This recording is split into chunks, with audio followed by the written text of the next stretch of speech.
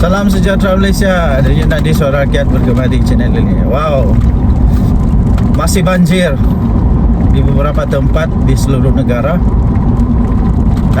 Di Sabah sekarang, di KK, sebab saya dalam perjalanan ke KK, tidak hujan.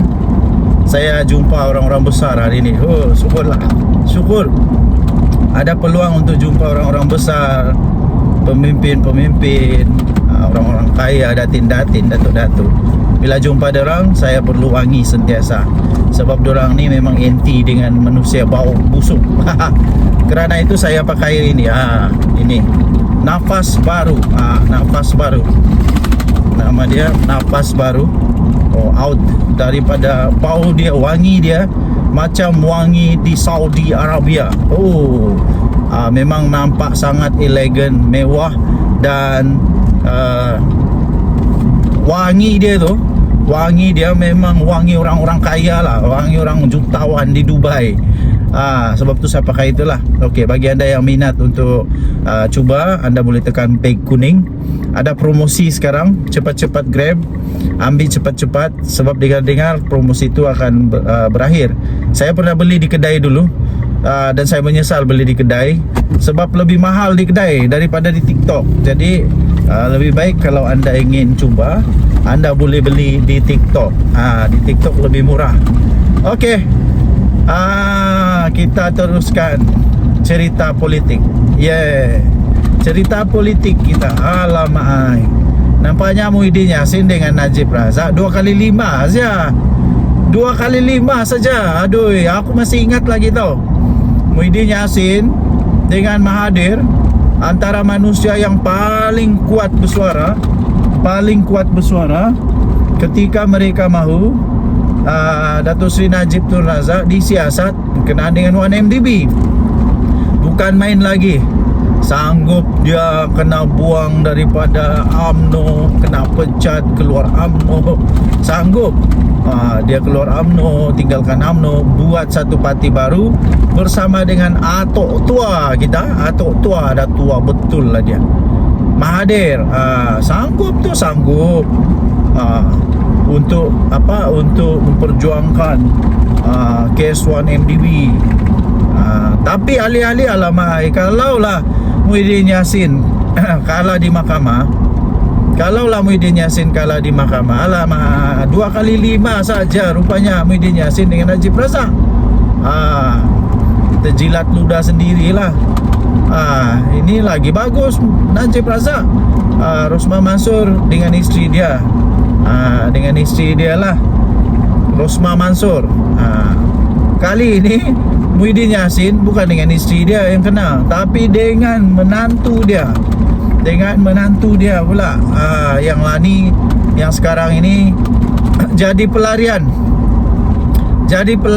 di negara orang, terpaksa melarikan diri. Entah kenapa, takut agaknya. Jadi kalau dia betul, kalau dia tidak bersalah, pada pendapat saya, apa yang dia mau takut? Mau takut apa kalau dia betul, kalau dia tidak salah? Tapi kalau dia bersalah, memang dia takut lah. Memang dia takut lah kalau dia bersalah. Muhyiddin Yassin pula tidak mampu untuk membawa menantu dia ini balik Malaysia. Tidak mampu untuk memujuk balik Malaysia. Okey, so tuan-tuan dan puan yang dihormati sekalian, Syed Saddiq sudah kena di mahkamah. Tinggal sekarang merayu-rayu. Adakah Muhyiddin Yassin pun akan kena juga macam Syed Saddiq? Syed Saddiq bakal bersebelah-sebelah agaknya nanti. Silap-silap nanti Syed Saddiq sebelah Najib Razak saja.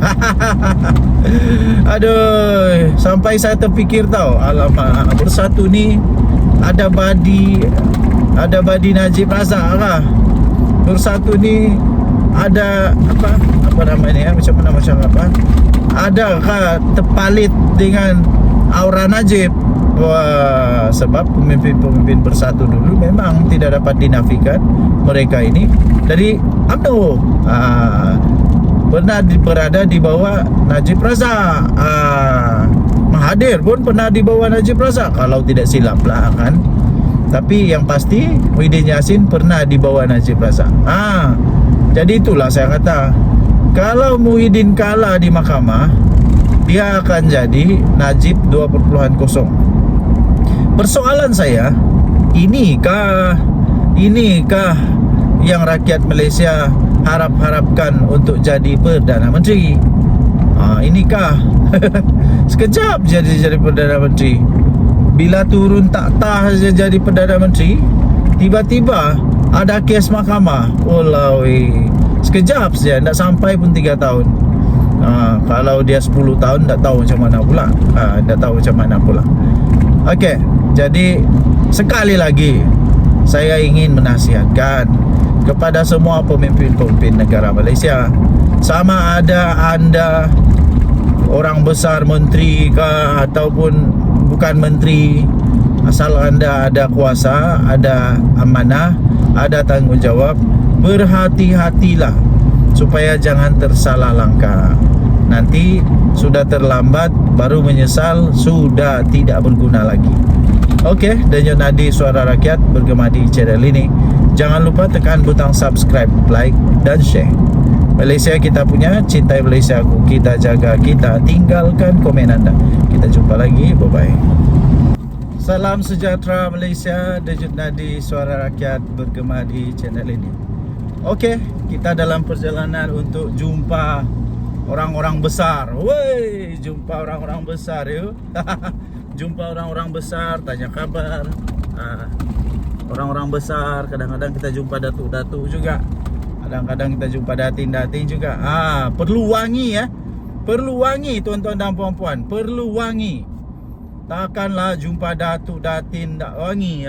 Jadi bila saya jumpa datuk-datin ni, orang-orang kaya ni yang perlu jadi wangi ni, saya suka pakai ini. Suka pakai ini. Ini saya sisipkan di beg kuning. Ini memang wangi. Datuk-datuk, datin-datin selalu tanya saya, kenapa kau wangi betul ni? Kau pakai apa? Saya pakai ini. Dan mereka selalu suka berdekat-dekat sebab suka hidu wangi-wangi tu. Suka hidu wangi-wangi tu. Jadi ini saya sisipkan di beg kuning. Ini bukan produk saya. Jadi tiada pun kelebihan untuk saya jika saya bukan pemilik produk. Tapi kalau anda mau beli dengan promosi, anda boleh beli ini. Saya pernah nampak ini di kedai, harga dia hampir 200 tau. Lebih 100 lah, lebih 100. Harga dia lain kedai lain harga. Tapi dalam TikTok harga dia murah. Ini saja. Harga dia murah. Anda boleh beli sekarang sebelum habis stok dan sebelum promosi habis. Okey, so itu promosi dia lah. Saya promosikan kepada anda. Okey, kita teruskan dengan cerita politik. Saya sisipkan juga benda-benda yang bermanfaat bagi anda. Ya, pelik juga kalau bau busuk kan jumpa datuk-datuk ni. Okey, kita teruskan dengan politik. Saya bukan tidak setuju kah, mengecam kah atau apa-apa, tidak. Tapi saya hanya hairan. Sejak bila pula benda banjir ni boleh jadi produk pelancongan? Takkanlah banjir jadi produk pelancongan. Janganlah. Lebih baik kita harap jangan ada banjir daripada kita mengharap banjir. Sebab macam kita jadikan buah durian. Buah durian sebagai produk pelancongan. Kita mengharap supaya durian selalu ada. Kita mengharap supaya durian selalu berbuah. Kita mengharap supaya durian selalu berkualiti. Duriannya besar dan segalanya. Jadi kalau kita mengharap banjir, seperti yang saya sisipkan bagi anda ini, saya rasa pelik. Nanti silap-silap seolah-olah kita mengharap banjir. Sebab kalau banjir tidak ada, nanti pelancong untuk produk banjir tidak ada. Jadi saya tidak tahulah. Saya tidak tahu anda setuju atau tidak. Tapi bagi saya, pendapat saya saja, ini bukan kecaman, tapi pendapat saja. Pendapat saya, banyak lagi produk lain yang boleh dibuat. Produk pelancongan yang boleh dibuat. Tidak sesuai lah untuk banjir ini dijadikan produk pelancongan. Walaupun di dalam ucapan dia yang saya tengok dalam berita Astro Awani kalau tidak silap, dia kata kita akan rangkalah banyak program dan sebagainya. Tapi saya tetap tidak dapat terima, sebab benda tu seolah-olah kita mengharap ada banjir. Kalau tidak banjir, macam mana ada pelancong? Bagi saya, daripada bangunkan produk pelancongan berdasarkan banjir, berasaskan banjir ini, lebih baik fokus kepada membantu rakyat untuk pindah. Kalau kedai-kedai, pusat-pusat komersial tu di tempat yang banjir, lebih baik fokuskan tenaga, wang ringgit kepada proses untuk memindahkan pusat komersial, kedai-kedai itu kepada tempat yang tidak ada banjir. Lepas tu kalau mau fikir tentang produk pelancongan, bila pindahkan semua kedai-kedai, pusat-pusat komersial, apa semua itu, pindahkanlah ke tempat yang ada nilai pelancongan. Itu lebih baik kot. Itu pendapat saya lah. Pendapat anda bagaimana pula? Adakah anda setuju dengan pendapat saya? Terpulang. Itu kreatif juga lah sebenarnya. Kreatif juga untuk mencipta satu peluang perniagaan, peluang pelancongan, peluang pendapatan dengan banjir. Tapi yang saya tidak setuju satu saja, yaitu mentaliti seolah-olah mengharap banjir, itu saja. Dan pernahkah menteri atau exco atau siapa saja lah yang bercakap ni, pernahkah dia tanya penduduk kampung yang kena banjir? Pernahkah dia tanya rakyat yang kena banjir, dorang sukakah produk pelancongan berdasarkan banjir? Saya fikir tidak ramai yang mau kena banjir, dan tidak ramai juga mau negeri kena banjir. Tidak. Walaupun idenya baik, tapi mungkin tidak praktikal secara motivasi, secara emosi.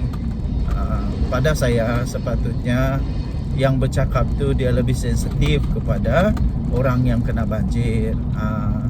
Okey, tapi terpulanglah.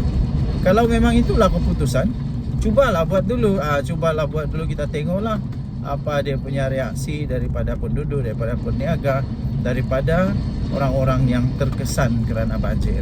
Kita tengok saja, berjaya tidak berjaya, itu ketentuan Tuhan.